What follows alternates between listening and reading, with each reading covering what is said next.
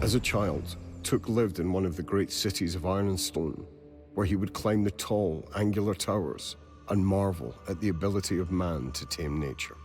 The browns and greens of the nearby wildwood had been supplanted by grey buildings and the blood-red banners of the state, with their enigmatic symbols, providing a uniformity that young Tooke found reassuring. A kind boy, he enjoyed helping those around him, even when he gained nothing in return, for he was innocent and naive. His parents were poor, but he loved them dearly, and he cared little about his prospects for the future, which seemed a long way off. For decades, the state had routinely tested all children for certain qualities, and when Tooke was shown to excel in these tests, the state offered to adopt him, for they always needed workers, and molding them from a young age suited their ends best. Tooke's parents, jobless, penniless, and facing eviction from their small home, knew the only future they could offer the 7-year-old boy was a bed on the streets with the other forgotten citizens, and probably an early death from disease or malnutrition. So with heavy hearts, they agreed to sign over all parental rights to the state. They did this for the very best of reasons, love. But the child couldn't understand why his mother and father had given him away, and when he walked into the towering grey monastery where he would spend the next few years of his life, a part of him died forever. Over the following decade, the powerfully built young man was trained in mind and body, learning to fight with weapons and to battle wits with even the brightest of heretics. Tooke learned to love no one and nothing other than the state and its religion, both of which were built on uniformity and obedience. He honored and respected his tutors, particularly old Brother Johannes, who taught him the secrets of alchemy and became first a mentor and then a friend. His religious zeal impressed the Supreme Council, even more than his obvious intelligence, for unconditional acceptance of God's word was the perfect way for the state to control the people. They knew Tooke's fanaticism could be exploited.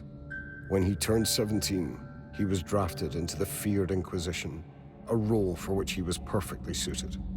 At first, the brutality of his new position shocked and frightened Tooke, but over time, he became desensitized to the prisoner's suffering, for he knew he was doing God's work. He was merely the state's tool, just as the red-hot poker, or the rack, or the skinning knife were his tools. The men and women brought to him by his superiors were sinners, who had transgressed against the state.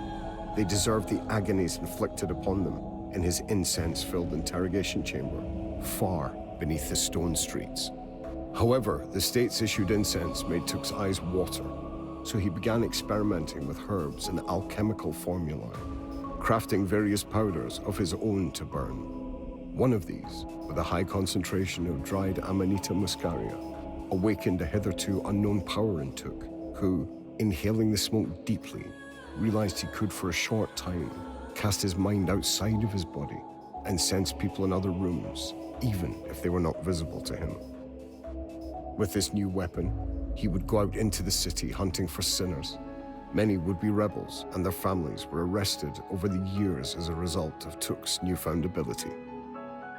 One morning, a prisoner was brought to him, and Tooke was shocked to see his old mentor, Brother Johannes, in chains, face bruised and bloody, ready for questioning.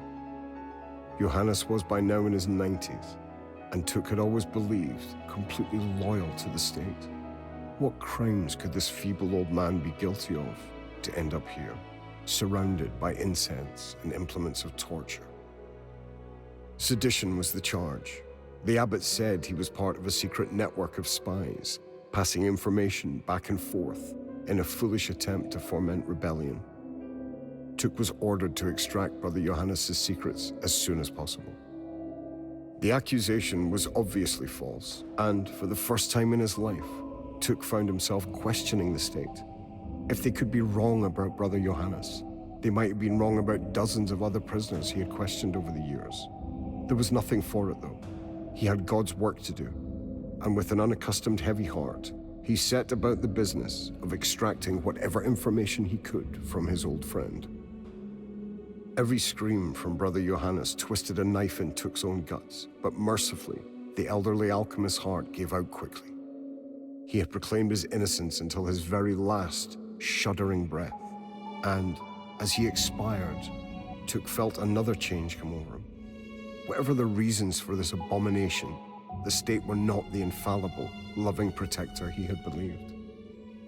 The state were just men, like any other, with their own failings, scheming to their own ends rather than doing God's work.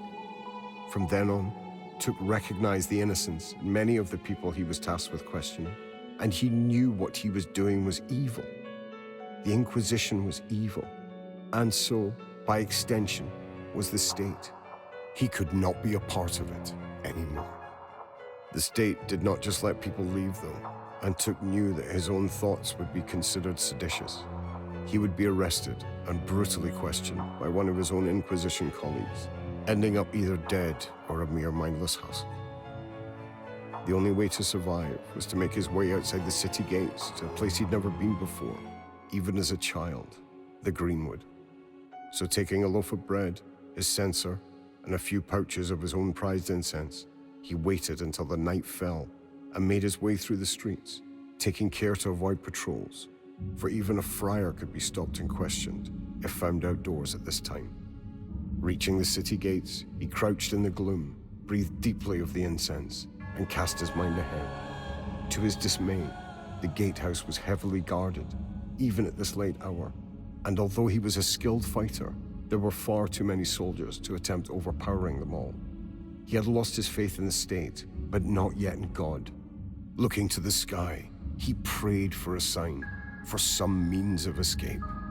It was provided in a surprising manner. As he stood in the shadows by the city wall, he noticed a patch of green where there should have been none.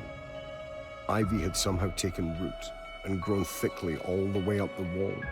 Never had he seen such a thing, for the state frowned on nature and cut it down whenever it encroached into the city. Yet now, miraculously, it offered Tooke a way outside, into the Greenwood. Before fear could hold him back, he scrambled up the foliage, trying not to look down, for the walls were high, and at last, sweating and breathing heavily, the defector stood on the thick grass of the forest. Then he began to run, not knowing where he was going, but desperate to get as far from inevitable pursuit as possible. For a long time, he wandered with no idea of where he might be going, just wanting to put distance between himself and any pursuit. The trees grew thickly in this part of the forest, though, and he feared becoming lost almost as much as discovery by the state soldiers.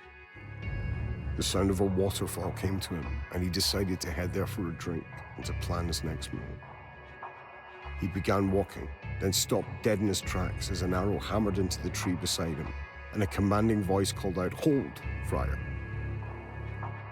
A hooded figure materialized as if by magic from the trees ahead, and by the man's green and brown garb and the strange longbow he carried, Tooke knew him to be an outlaw.